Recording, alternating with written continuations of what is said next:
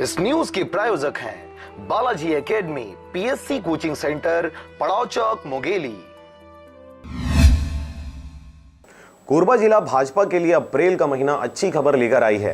कल तक पूर्व विधायक व संसदीय सचिव लखनलाल देवांगन अपने जिस लोकसभा उम्मीदवार के खिलाफ काम करने की बात कर रहे थे, आज वही ज्योतिनंद दुबे के नामांकन के दौरान उनके प्रस्तावक बने।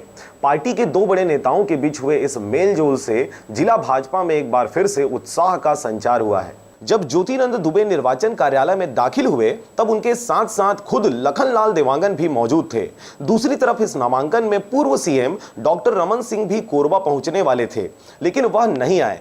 पूर्व कृषि मंत्री बृजमोहन अग्रवाल और पूर्व प्रदेशाध्यक्ष धर्मलाल कौशिक ज्योतिनंद दुबे के नाम निर्देशन पत्र जमा करने के दौरान उनके साथ रहे।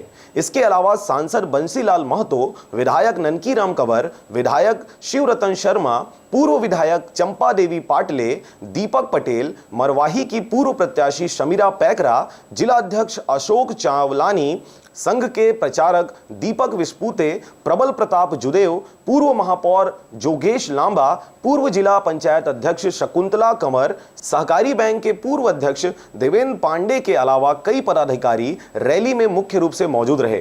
2019 को 9 नामांकन पत्र प्राप्त हुए हैं, जो कि 4 अभ्यर्थियों के द्वारा जमा किए गए हैं। इस प्रकार अभी तक 14 नामांकन पत्र प्राप्त हो चुके हैं, जो कि 6 लोगों के द्वारा जमा किए।